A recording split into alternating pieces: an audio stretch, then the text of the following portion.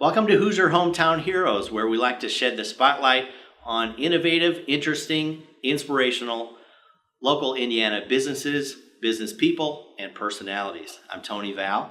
Today it's my distinct pleasure to have with me as our guest, Tony Scelzo. Tony is the founder and president of Rainmakers Marketing Group. And lately, Tony is real busy as founder and president of sales and marketing consultancy Stringcan. Tony, thanks for being my guest today. Thanks for having me. My pleasure.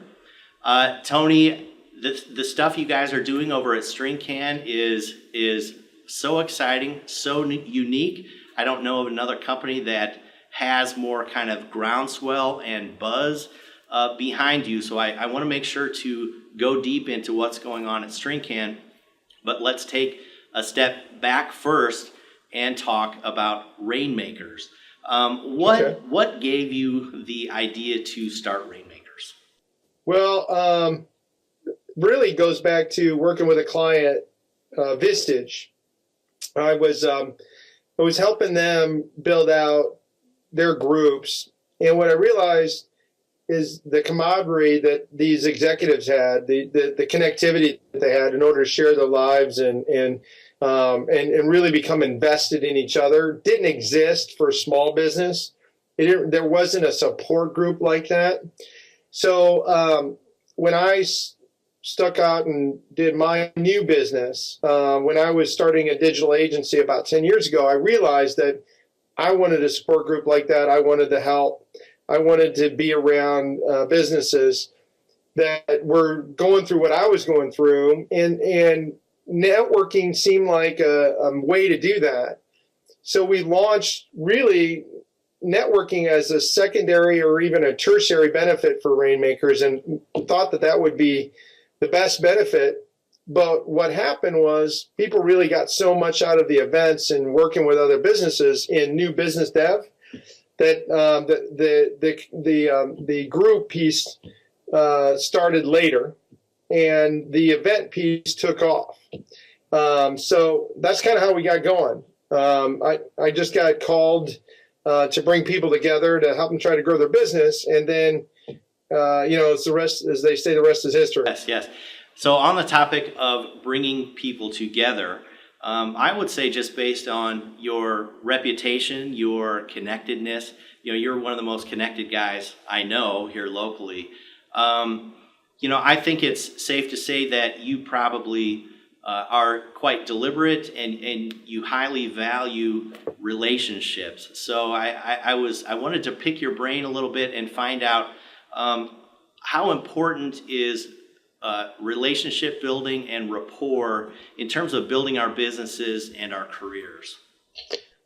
Well, relationship building is everything, right? I mean, we're all human beings. We're all here to help each other get to wherever there is, right? So I think what I really have figured out early on, when I had struggled, when I started over at age 30, we had a .com and really kind of erased everything I'd done in the first 10 years of my professional business.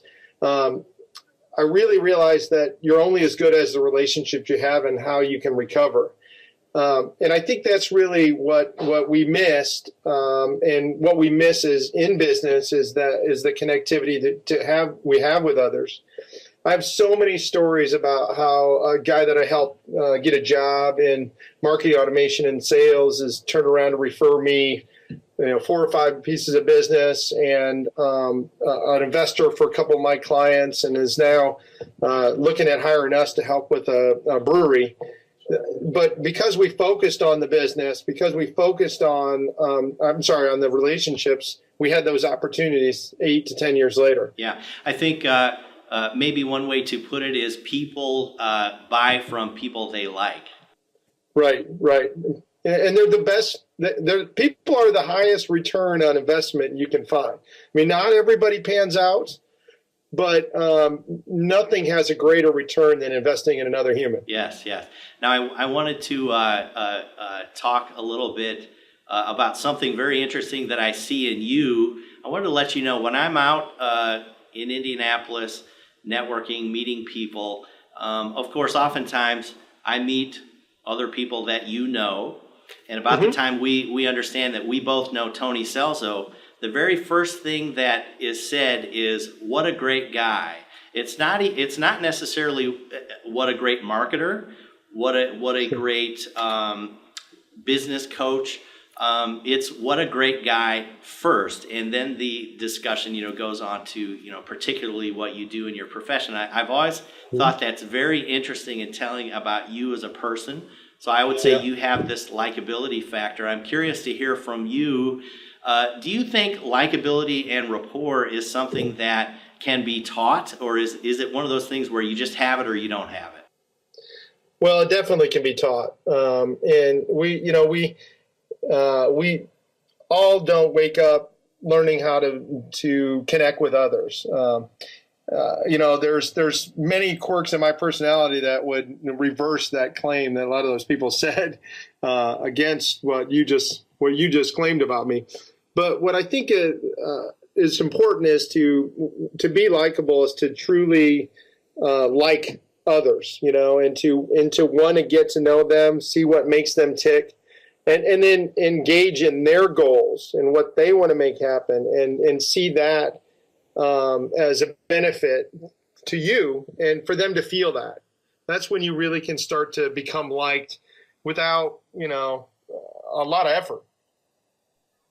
Got it. Simple, elegant, and true. Let's switch gears a little bit. We've covered Rainmakers, an earlier venture of yours. I want to focus on what I think is your latest venture, or maybe one of your latest ventures, Stringcan. It's so interesting to see what you guys are doing and kind of the unique way you're coming at sales and marketing. Can you talk a little bit about what inspired you to start Stringcan? Sure, Tony. I'm building the company that I would buy. I was working with a lot of different agencies to help my clients succeed, whether it was web, email, video, the phone, and then it seemed like I did as much project management, or my clients did as much project management and could coordinate all these things that come together to deliver a solution. And so when I looked at the marketplace and where the opportunity was, it seemed like, man, if you could just get all this orchestrated under one umbrella, the clients would really see value in that, and they would really get results, God forbid, in that, and they would want to and would see how to engage in that in the long term. And then if we did all those things right, that they would get the results that would allow them to expand that relationship and expand telling their story. And that's really what we try to help clients do. Is they all have a great story. That the kind of clients we work with, a lot of them have the cure for cancer, like you guys, and they just need help getting more people in front of more people that have that cancer.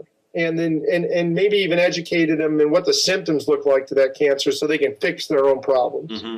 So I think at least part of what I'm hearing is that you're providing kind of a one-stop shop or very comprehensive approach to tackling the sales and marketing riddle, especially as it relates in our current environment. There's so much technology is intertwined in that discussion. Yeah, it's really, we talk about 3 Ps. It's what's your position versus your competition? What's your pitch? Is it simple and easy for others to, to kind of assimilate? And then what is it doing to drive your pipeline? And most companies are usually good at one of those things, but getting all 3 of them to work as a system, that's hard work. And you got to understand marketing automation and the power of the web, and God forbid you can't forget the telephone. And I think that's what we do that a lot of companies don't do. We're not trying to be everything to everybody, but when it comes to those 3 Ps, we want to be the best at that. So in terms of what you do for companies that need you. I'm curious to hear more about what are some telltale signs that a particular business is maybe very well suited to be able to benefit very much from Stringcan's help? We get the phone call when they've got 3 or 4 sales guys. 2 of them aren't making it. 2 of them, maybe one of them's paying for himself, and one of them is the main producer. And they're looking at their pipeline and they're trying to figure out, do we hire somebody else and roll the dice, or do we try to bet on ourselves and create some leverage with these 4 guys? One out of 4 sales guys exceed their productivity goals, or their what they're supposed to hit. And when you think about that, it's not really the sales guy's fault. It's just that most businesses aren't marketed very well. And so if a business has to hire a trained killer from a sales process to produce the results that they want, then they're generally not marketed very well. And that's when we usually come in. Got it.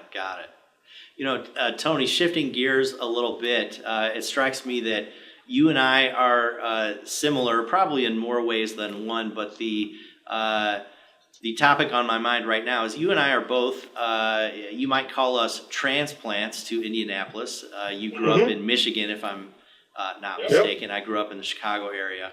I'm very curious to hear, what do you love about doing business in the Indianapolis area? You and I are from somewhere else, and we chose to run our businesses here in Indianapolis. So what do you love about this market? Indiana, if things work here, they'll work anywhere.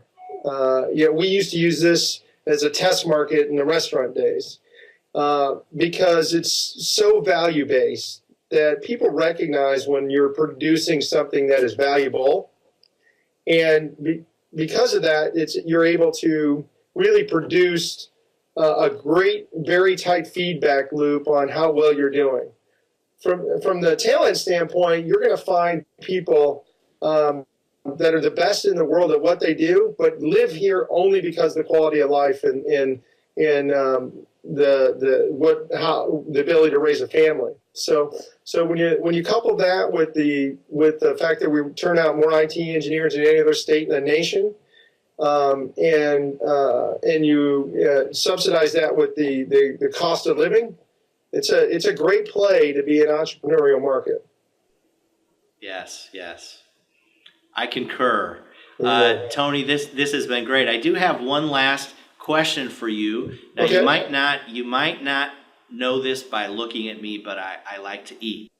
I figure you're a guy who has probably had thousands and thousands of breakfast business meetings. So I'm curious, what's your favorite local breakfast joint, Indy breakfast joint to do business in?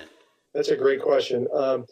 Well, I'm going to give you 2 because I've got 2 on the mind. Cafe Patachou is definitely one of our favorite. And then another Broken Yoke. We eat there every Thursday and have our management meeting there. Crab Stack is awesome. Can't go wrong. Omelets at Cafe Patachou, my favorite. Got it. You mentioned a lot of my favorites as well. If you would, next time you're at Patachou, pick me up some French or some cinnamon toast to go. I'd appreciate it. Yeah. Tony, thanks so much for being my guest today. I really enjoyed the time together. Thanks for having me on the show. My pleasure.